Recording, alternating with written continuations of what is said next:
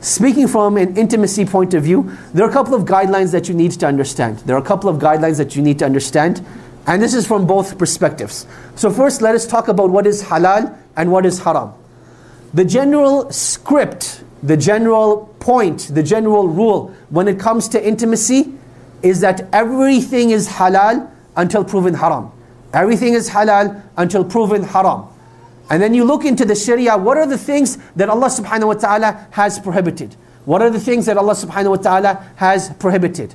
And you have four things that Allah subhanahu wa ta'ala has clearly prohibited. Four things that Allah subhanahu wa ta'ala has clearly prohibited. Number one is that Allah subhanahu wa ta'ala has prohibited intimacy through the anus. Allah subhanahu wa ta'ala has prohibited intimacy through the anus. Number two is that Allah subhanahu wa ta'ala has prohibited intimacy when a woman is in her menstrual cycle. When a woman is in her menstrual cycle, and this takes the same ruling when she has postpartum bleeding, meaning after she has a child, during that time it is not permissible to be physically intimate with her at that time as well. The third thing that is prohibited in Islam is for one to be, use that which is filthy, to use that which is disliked.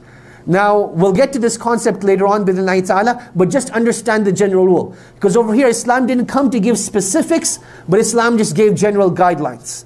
And then the fourth principle, and the fourth rule you should know when it comes to intimacy, is that Islam prohibits people being wasteful. Islam prohibits people being wasteful. Now, a lot of the uncles and aunties, they may be thinking, what on earth is going on over here? I'm going to explain briefly and in as clean of a way as I possibly can, bi'idhnillahi ta'ala.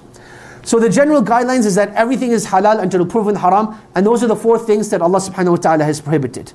So the first thing we mentioned is that Allah subhanahu wa ta'ala, He has made intimacy through the anus clearly haram. And in fact, this is something that there's consensus on, that there's no disagreement upon, that this is prohibited. This is prohibited and is not allowed. And the same thing applies to the second one as well, that during menstruation and during postpartum bleeding, it is not permissible to have marital relations at that time. And I want to make that very clear, that a husband and wife, they can be intimate in the sense that they can hold hands, they can kiss one another, they can enjoy one another in every single way, except for having marital relations. Except for having marital relations. That is what applies to the first two.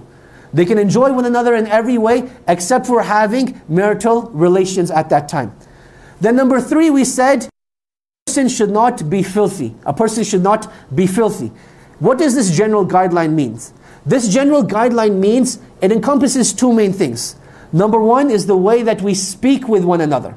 So for example, living in our culture, there's this culture of being very vulgar while having marital relations. That is not allowed in Islam. To use bad words and to curse, even when a person is having marital relations with his wife, this is not the way that they should be. But rather there's a level of humanity and a level of dignity that needs to be retained. And this is something that, is left for the non-Muslims and has nothing to do with Islam.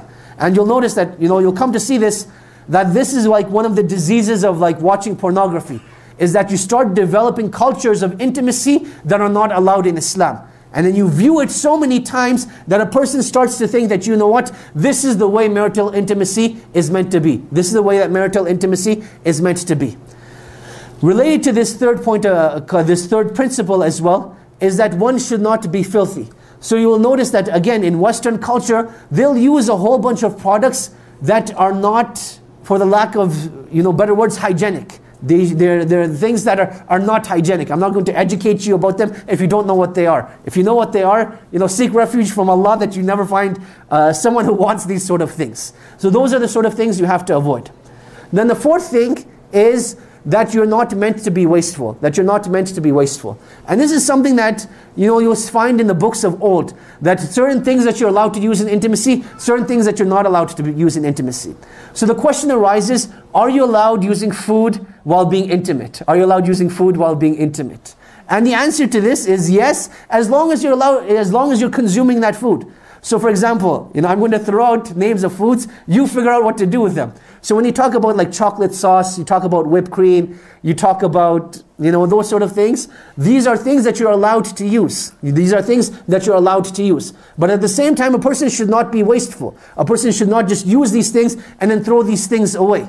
But rather, you're meant to consume them and not be wasteful. Now, those are general guidelines. Those are general guidelines. Now, why do I mention these sort of things? That as Muslims, there needs to be a safe space. You'll notice that when a person will have a question, they're not going to feel comfortable to speak to the imam. They're not going to want to speak to the brother that they see in the masjid.